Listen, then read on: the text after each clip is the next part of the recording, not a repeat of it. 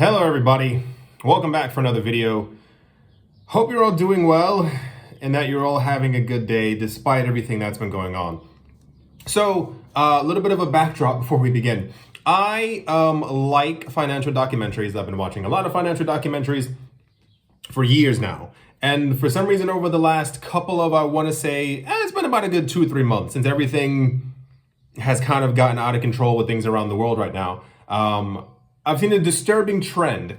If you don't follow my other channel, you probably have not heard these numbers. Maybe you've seen them floating around somewhere. Maybe they just did not seemingly apply to you, whatever the actual case might be. Within the United States, over the last, currently at the time of me making this video, so I can only assume in the future is probably a little bit worse.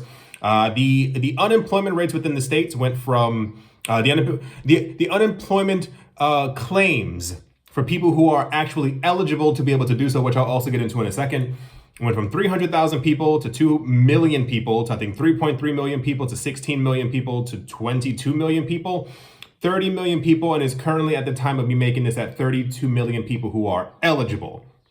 Eligible meaning, depending on the state that you live in or where you currently are, you are able to actually apply for it if you've worked for a job for over a year, or if you, depending on the actual time frame, and even then more so. A lot of the other stuff that I've been watching very recently, a lot of people, there was a family, they had a business for the last 10 years. 10 years. Did I even come out correctly in the video? I don't care. 10 years.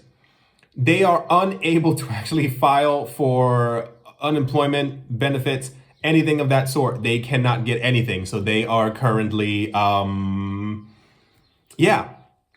So the point to be made is, a lot of the stuff I've been seeing has been popping up in my suggested or stuff that I'm clicking around. I usually type in documentary on YouTube and stuff will kind of pop up and I kind of watch it. I try to go away from the tinfoil hatty stuff. The point is, for some reason that I'll maybe never be able to understand or to completely explain completely, a lot of people don't have savings. And I knew that this was a thing, but I didn't know that it was a thing, if that kind of makes any sense. So for those of you who do not know, I'm originally from the States. Maybe you can hear it in my accent, maybe you cannot. It doesn't really matter. The point is, I know what the culture is like. I know what growing up is like. I know what people told me to be like as I was growing up. I know what it means to have it, if you will. Doesn't matter if I was watching stuff on Vice, CNBC, ABC. I clicked on multiple things about the effects of what's been happening right now and the people who've been losing their jobs. But the number one trend that I keep seeing is that while people may be losing their jobs, in my head, I'm very obsessed with security. So when I get the idea that someone is going to lose their job or close to losing their job, like even right now, it's kind of this like, I make sure to always save. So the idea that there are over 32 million people in a country with around anywhere from 3 million, is 300 million to 350 million people. I don't know the exact metrics for how many people are actually in the United States. 30 million people being laid off, and even more so the other people, especially the other people who can't even get the unemployment benefits, are also doing even worse. I just got finished watching one, and this is the reason why I'm actually making this video. Sorry if I'm talking too fast. There was one I just saw, I think it was from CNBC, and they were showing the effects of the entire thing that's going on right now in the Midwest.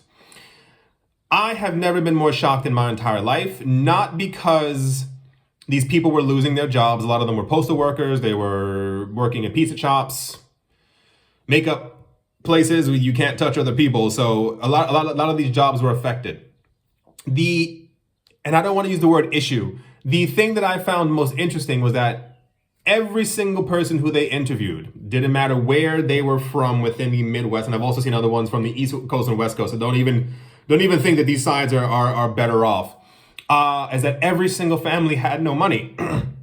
The one family who kind of stuck out the most, and this is why, it was a couple. They had 4 kids. I think they were on the verge of adopting 4 kids. They had adopted 4 kids. There were 4 kids living in their house with them. And they were like, yeah, times are really tough. Once we lost the job and we had to close down, we were wondering how we were going to feed the kids. And they like opened up their cupboards and they had like 2 cans of SpaghettiOs. They had a thing of peanut butter and something else. But because you have to do the interviews far away now, I'm pretty sure you've seen how people have been doing interviews over the last couple of months. The interviewer was at his own home on his own laptop and had another camera focusing on him as like the actual CNBC camera. And the people at home, they were on their own laptop through their own little laptop camera. When you looked at their room behind them, they were in their actual walk-in closet. They weren't in their bedroom, they were in a walk-in closet, and it was wall to wall full of clothes. And I sat there thinking, I said, I'm going to assume, I don't know them, probably never going to know them. However, every other family was relatively similar. It was either a couple who had a child, so 3 people. In this one case, it was a couple who had 4 kids, so that's 6 people. But it was a constant same thing that when they showed, those clips of them walking out of the house, going to the store, not being able to pick up stuff. They had tons of clips of these people picking up broccoli and like putting it back and be like, I simply can't afford this. They all had 2 or 3 cars. If you are 2 people in a house and your child is 6 years old, you probably do not need 3 cars. If you are a couple who has 4 kids, you probably don't. There were thousands of articles of clothing around them. Now, for those of you who don't know, I am a minimalist. I like to minimize the things that I have because I necessarily don't think it's appropriate to have tons of clothes. I wasn't always this way. It does take a while to end up learning how to get into this mindset. Before, years ago, I used to live in Paris. This was many, many years ago. And I remember at one point when I was finally moving and I'm putting stuff into a suitcase, and nearly half the things I had in my luggage had tags on them still. And I'm pretty sure a lot of you are like, because you probably are doing the exact same or know somebody who has done the same, and I know multiple people who still do the exact same thing as well. The problem is when you look at those tags and you realize not only have you not worn the clothing, but that the prices on some of those things are $49.99, $89.99, pair of jeans, $129, so and so and so. You realize this is a huge waste of money. So I can only assume, this is my assumption now, because I'm going to assume that the clothing of the kids were probably not in the parents' room. That's probably not really a thing, especially when all the clothes, they were relatively long, so they fit taller people. We are currently in the midst of one of the craziest things that's ever happened to humans in about a good 100 years. I don't even know where to begin. I honestly don't know how to even format my mind to begin to let you understand how much things have to change. I remember seeing before years ago, there are tons of people there are a lot of people who have money problems. It's impossible to say that everyone has the exact same money problems, that everyone who's broke is broke because of their own thing. People have disabilities, people have mental disabilities. Like, there's an entire array of what could go wrong. However, I'm focusing on people exclusively who are not only able-bodied, but people who overspend, people who, and I know a lot of these people who complain about not having money, and when you look at their spending habits, they're abysmal. And I don't mean bad, I don't mean terrible. I mean, I knew a girl years ago, not joking. I remember one day, I think she said she wanted to hang out, and it was really hot one day, so she wanted to go get some ice cream or something like that. We were done eating the ice cream. She's like, oh, there's a party tonight, I have to go get a dress. And I was like, cool, let's go to the store. We proceeded to go to a store. I'm not going to name said store. She had just gotten her paycheck. Can you guess what she did with that entire paycheck? The entire thing across 3 stores was gone. And by the end of that day, I think we were sitting on a bench or something somewhere, and she's like, I just don't know anymore. And I was like, are you okay? What happened? And she goes, yeah, man, I can't pay my rent. And I was like, well, that's crazy. I think she was trying to imply, hey, I'm broke. Can you give me some of your money? And I remember sitting there and I went, wow, that's crazy. Wow, for real? Wow, man. Well, I hope you find the rent. Because I knew that I don't know if she remembered that I had been with her the entire day, but she forgot that I had seen her spending her entire paycheck. I'm going to say a couple of things. They may not be nice, but they are the truth that I think we need to go over because I think it's very important for people in general. I grew up in, have lived in, and knew a lot of people and still know a lot of people who live in this fantasy world that today is the only day. There is not a tomorrow. You need to do everything that you possibly can to do today to live to your fullest potential during the next 24 hours, or simply, that's it. I know a lot of people who don't save. I know a lot of people probably watching this do not save, and I'm going to say that is probably one of the biggest shames in the entire world. I'm not trying to shame you. However, I'm going to wag my finger lightly because you are probably at the age right now where you understand if you are in your 20s, young 20s, you're eventually at some point going to hit mid 20s. If you're in your mid 20s, you're going to hit your 30s. When you're in your 30s, you're going to hit your 40s, so on and so forth. You have to understand that even everything that's going on right now, the world has completely changed. We are not going to be in the exact same world. When things get back to normal, they're not going to be normal. These 32 million people, these are once again the people who are eligible for the actual benefits, welfare, whatever word you want to put to it. There's probably realistically another 30 million people who are not eligible at all. So it's going to be a complete storm. You know what kind of storm I'm talking about. You need to understand that not only do you have to start saving, you have to start changing how you think about money. You have to start making sure that you are securing some type of a future for yourself. The whole point of the channel, for those of you who don't get it, is pretty much about the fact that you have to understand, regardless of your feelings towards money. I know people don't like money. Some people get anxious around money. I have a lot of friends who just don't like to hear anything when it comes to money. But I'm sorry. You're going to get older. You're going to have to start saving. You're going to have to start investing at some point. You're going to have to put money away. Because imagine if we get into this situation once again. Like, people are so caught by surprise because a lot of people kept on thinking that the world that we knew before would continue on forever. Nothing goes on forever. At some point it ends. At some point it flops. It's the same exact thing with stock markets. At some point, when the market's going up for the 10 years, at some point there's going to be a drop, which is currently happening right now, which is also really interesting because a lot of other people who have been bragging about buying stocks and all this other stuff for the last couple of years, and now also I'm noticing a downtick in their channels or their information pieces.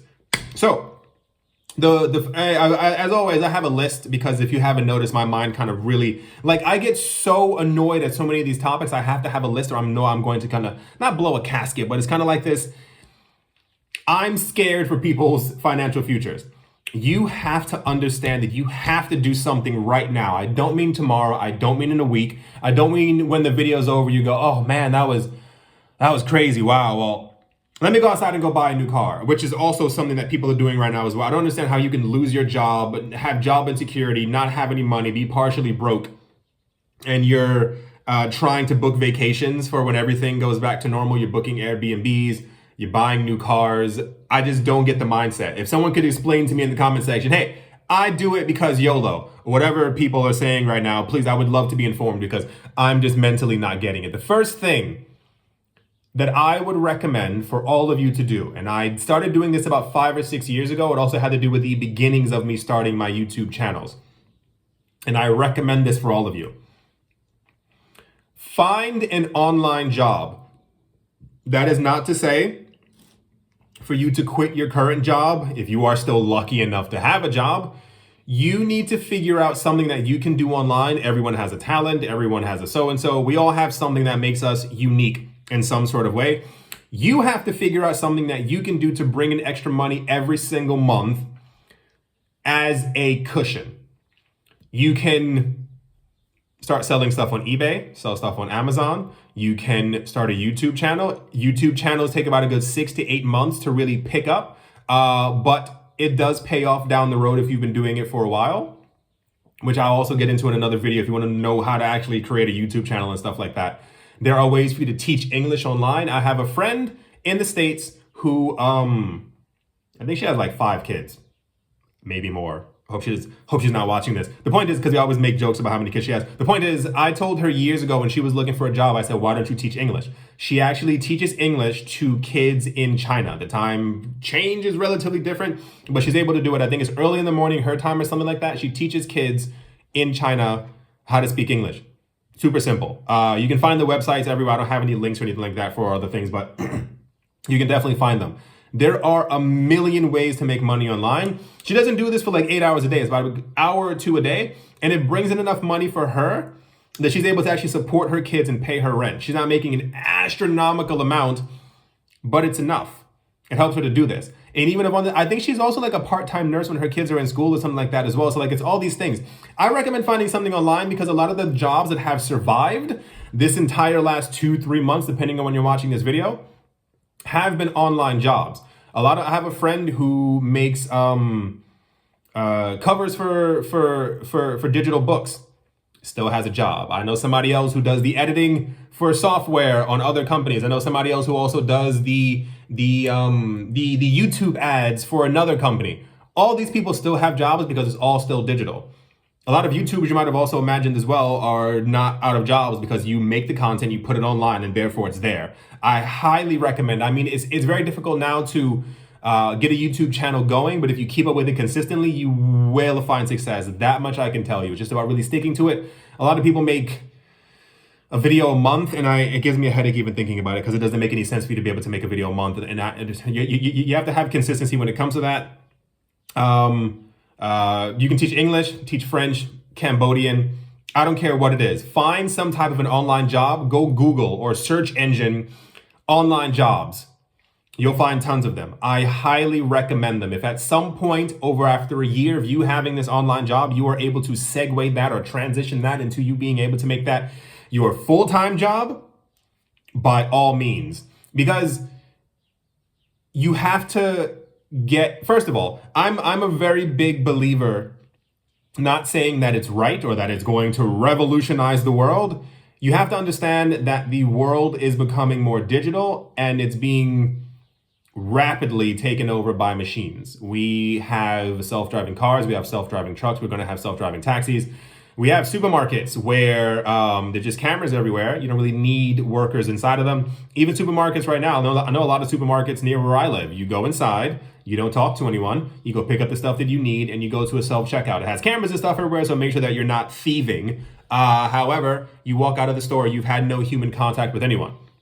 This is happening in every single industry. So a lot of times people tend to get very confused and I think annoyed sometimes when I've told other friends, I'm like, you probably should not be doing that job or you should be moving into something else because your job is probably not going to be here in a couple of years. They go, okay, yeah, sure, whatever. I have a friend who's also into accounting. I have another, and it's all these things. Accounting is going to be taken over by blockchain. Not sure if you know that, understand that, care about that, but I'm just letting you know right now, anything that can be done with mathematics, especially with when it comes to taxes, please understand in about 10 to 15 years, your job is going to be completely gone. It's going to be completely automated because all you realistically have to do is enter numbers into a screen. I made this, I did this, so-and-so, enter. We essentially live in the future. When you talk about self-driving cars, if you don't know, they're also self-driving planes. It's also something that knocks a lot of people off their feet, socks. It knocks them off their something. There are a lot of planes where you simply just hit a button and they have the actual pilots inside of it as a just in case. Yeah, sorry to shock you. A lot of these jobs are going away. So if you can transition into something that is digital, especially for some type of content creation, selling something online, which is also probably going to be a very big business, at least for the next 30 to 50 years, selling stuff online. We've seen how it's picked up since we were all younger and how very popular it's become. The point is, do something online. It's very important. You need a second form of income in general. Don't break your back. Don't work 4, 5, 6, 7, 8, 9 jobs. I'm not telling you to be one of those people. I remember something when I was younger. This woman was like, I have 4 jobs. And I was like, that sounds terrible. That doesn't even sound like something I would even wish on my worst enemy. Who should have 4, 5, 6, 7 jobs? The point is, you have to have a second source of income from somewhere. If you are blessed enough to continue having and still have your job, start investing in some sort of way, passive income. You have to have something else trickling in every single month. So should you eventually lose your main job, you have something to fall back on. That is very important. I cannot stress that enough. Only a couple of friends who I know have actually listened to what I was telling them, and they're doing exceedingly well right now. The other thing, and I know not everyone will be able to do this. It's more of a when you can, you gotta. You have to start a savings fund. I don't care if that's you putting money into your bank account. I don't care if that's you putting money into a piggy bank, storing it under your bed. I don't care what method you have. The fact that I mean, listen, you can find this online. There's like a survey that was done. They were asking tons of Americans. And this is not applying to just Americans, because I've lived in a couple of countries around the world, and I know these numbers also hit home in many other places as well. They were asking people, they said if there was an emergency and you had to come up with $300 right now, you had to find the $300, could you do it? I think more than 60, 70% of them were like, no. I don't have $300. I think they also were asking them if you have 1,000. I think the number shrunk down even more, which is absolutely terrible. You are getting older. I know it hurts to hear that. You will need to save money. A lot of people think, and I don't know where this mentality came from, that you need to invest when you're older. So when you're an older person, when you're 65 years old, that's when you start investing. I guess because it's normally, maybe you typically see the people who are investors on TV as these old bearded people with like just completely white hair, and you go, oh, okay, that's when I start. No, if you can start when you're 18, 15, by all means, please start. You have to have some form of savings. I don't understand how you could have lived this long in your life without a cushion of some sort. And this is what I mean. This isn't me telling you to become frugal. I'm not telling you to become a minimalist. I'm not telling you to change your entire life around. It's as simple as you even putting away $5 a week. Let's say $1 a day, $7 a week. By the end of the year, you'll still have $365. You'll have more than that zero that you currently have right now. And I mentioned the thing earlier about me being from the States, because I know a lot of people, I've spoken with people about this, and we've gotten into many arguments, and they go, I don't have it. I don't have the money. You can't tell me to put away something. And I go, and I know people like to buy the latest iPhone. They like to buy the latest iMac. They like to get the latest this. I remember when I was a kid, whenever Abercrombie and stuff like that used to have the latest, newest season, every season, we used to go to Abercrombie and spend all of our allowance money. And you keep this mentality with you for the rest of your life. Like, this doesn't end. You don't turn 18 and go, oh, savings, investing, I must do this. No, you keep this mentality, especially in the States, of needing to keep up with the Joneses. That is one of the worst things I was ever taught as a kid. And no one ever explicitly says, keep up with the Joneses. You know that you have to do this. You have to have multiple cars to show your neighbors who don't have multiple cars. You have to buy new clothing. So when you go to, I know people who go to parties, who go to events, always buy new clothes for every single event. Do you understand how ridiculous that is? Can you imagine? You already have 30 shirts, 30 pairs of jeans, 30 pairs of shoes, and I'm using 30 as a conservative number because I know there are a couple of people out there who are like looking away from the camera because you probably have a lot more. And you go to a party and you buy something new. Why are you buying something new? Do you think that the people who you're going to see at this party, whether it be a party with people you don't know, that they're going to recognize that the dress that you, or the suit that you wore once before has been worn? Are you afraid of your friends going, I remember him wearing that in 2018. And even if they did, these people should not be your friends. You need to, first of all, start surrounding yourself with people who are more like-minded, as you, than you, are you, whatever the word actually is. I'm tired of that entire culture of people making sure to show other people that they got it, that I have money, that you got to flex. Instagram is crazy right now. I was looking at it with a couple of people. I just didn't understand this entire culture of, especially when the stimulus checks came out, people buying new hubcaps, new rims, new stuff for their car, buying this. I got my girl a new ring. I got my so-and-so. And I'm like, can you imagine if you had put that $1,200 into savings? Who are you trying to impress? Like, what is the really big thing? You know the thing I hate the most, and I'm sure you hate it as well. Maybe it's just me. I hate when people drive down the street in these loud, obnoxious, ugly looking cars. Loud. I don't know if they expect everyone going by to go, wow, they're rich. They have so much money. I wish I could one day be like them. When that car leaves your line of sight and it says green, you can walk, that car's already out of your mind. That person who drove by you and spent $250,000, or wherever they spent on that car, to impress you, wanted to impress you for 1 second. Did it change your life? Like, were you a greater person after you saw that $500,000 car zoom by you? And first of all, that person's probably broke. You know how many people I know who buy really expensive car, expensive homes, expensive this, expensive shoes? To let other people see during a party or during an event, or just to drive by them, to have them people gawk at them. These people don't affect your life. If you have friends who make fun of you for what you wear, for what you're not buying, for what you don't have, these people are probably not your friends. Just gonna throw that out there. I remember in high school, people made fun of me for the way I dressed, and you get really self-conscious. You start buying all this stuff to try and impress other people, and then you realize that it doesn't impress them. I didn't care what they were wearing before. Why would they care what I was wearing after? It just doesn't make a lot of sense. These people try to bring you down because first of all, they're insecure with themselves, which is not your problem, because you probably already feel good about yourself. Continue feeling good about yourself. You don't have to worry about these other people. Stop buying things to keep up with other people. That is a very big thing. That will save you thousands of dollars per year, and not a fake thousands. I don't know if you remember, this was years and years and years and years and years ago. I made a video years ago where they were talking about how much the average person spends over the course of a year, and how we don't really realize that people spend thousands per year on something that they don't even need. And it's a lot more than takeaways. It's a lot more than eating out. It's a lot more than so and so and so. The things that people baby themselves with that they think that they need. I had a bad day. I want to buy some new shoes. I want to go do this. Let's go out and party. Especially, listen, like I said, everyone has their own life. I know a lot of people who, for some reason, think that Friday and Saturdays are the it days to go party.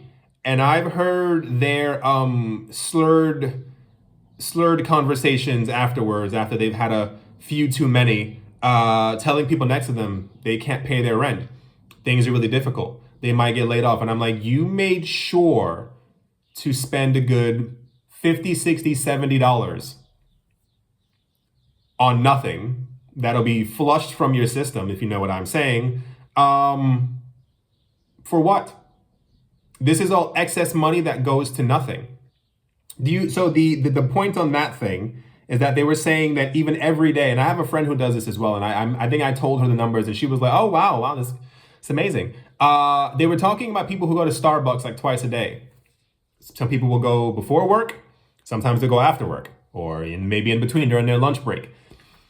Even if you get something like the one of the cheaper things, because I'm assuming most people are not getting tea, which is usually around like $2.95, you're probably spending around a good $5. $5 twice a day, that's 10. At the end of the month, that is $300? 10, 3, that's $300. Over the course of the entire year, that's $3,600 just on Starbucks. And that's just if your only guilty pleasure was Starbucks. Just. Now, assume all the other people who are buying shoes, who are buying cars, who are buying vacations they don't need. One of the other families on that thing I was just watching on CNBC, you try not to, the word isn't typecast, but you know, when you look at certain people, you kind of assume if they have it. This family looked like they had about 3 homes, about 4 cars. They were very well dressed, if you kind of want to say that. And had their child on their lap as they were doing the interview. And the wife said she lost her job, which I think was also a very high paying job. And he was on the cusp of losing his job. And they were like, yeah, we have to now ask family for money. And I was like, you both were probably making at least $50,000 a year. Do you know how much it angers me when people make $50,000, $60,000, $70,000 a year and they think that they're broke? You can find these documentaries online all over the place. There's so many people who make 6 figures and they say, we're over here struggling. And the camera walks through their house. The point is, it bothers me. All the stuff that they have. And the worst part is when they have kids, they're teaching their kids these bad habits. And the kids end up growing up and having their own kids, and they just don't know how to simply deal with money. And it creates this cycle that continues on forever. This is why I said, if you are young, start doing all of this now. So when you eventually maybe one day do have kids, you can teach them, hey, this is how you save money. This is how you put away money. This like it's not, I'm not telling you to completely shut down your life and have a very mediocre life. You sit at home all day and you just simply look at the blank television and go, Friends. No, like you can still have a great life. Even if, good one. Even if you decide to still go out and have a fantastic, amazing, fantabulous time,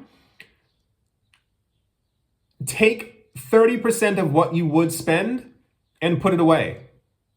Instead of going to Starbucks 2 or 3 times a day, go once. If you can really, slim it down and buy like some instant coffee or some other bean type of coffee, make it in your house, and maybe like every Thursday and Friday as you get closer to the weekend, have Starbucks. Any extra money from that, it's so easy to save. Like, it's not difficult. Like this isn't rocket science. Like I'm surprised that you don't understand. I was watching that video earlier and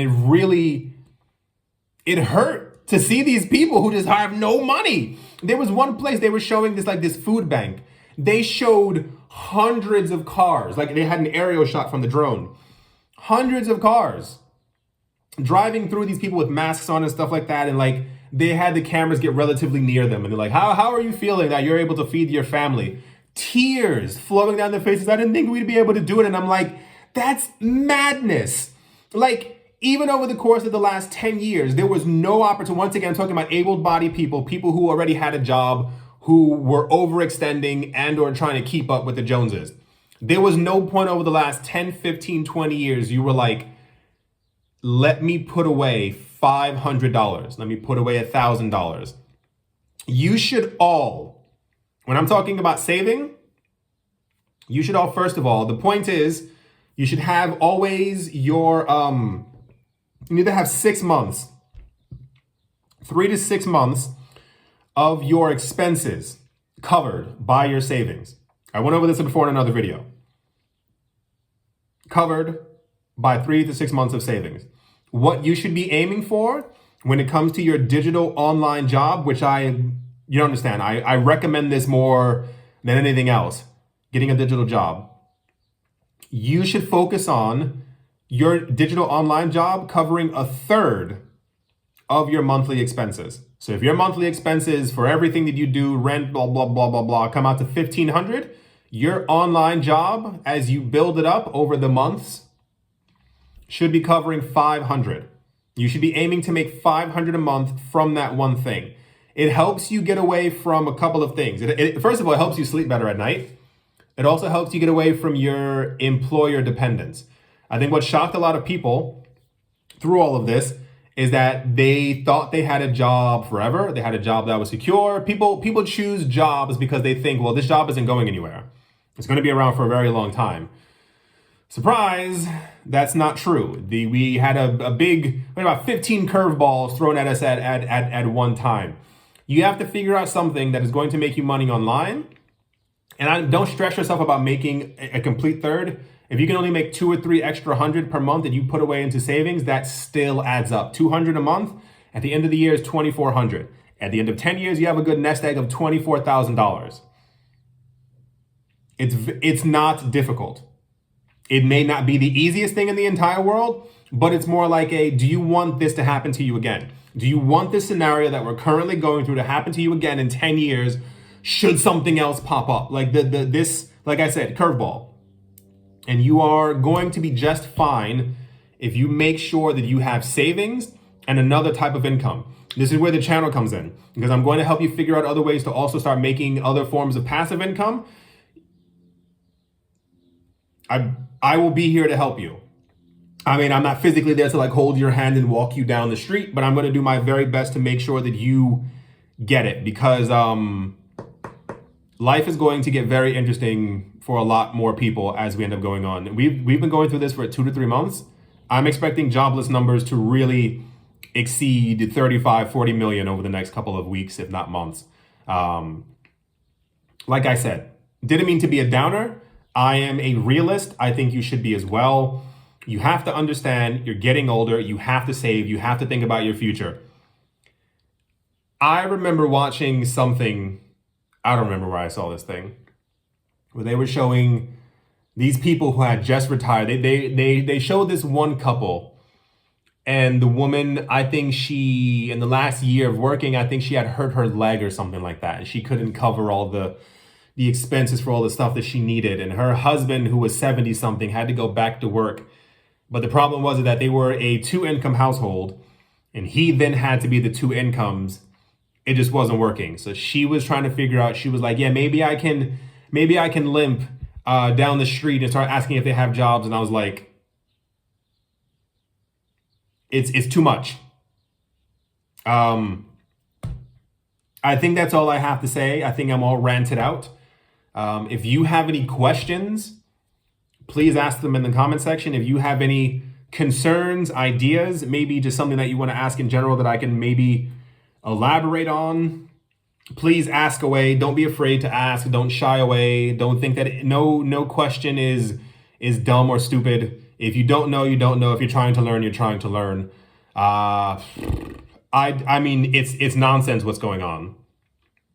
And part of the problem is, once again, all those jobs that were lost, when things start getting back to normal, these jobs aren't going to be there. These companies are closing down, or they're cutting their workforce 25-30% of their workers. I know somebody else, he's working for a company, they got rid of 55% of their workers.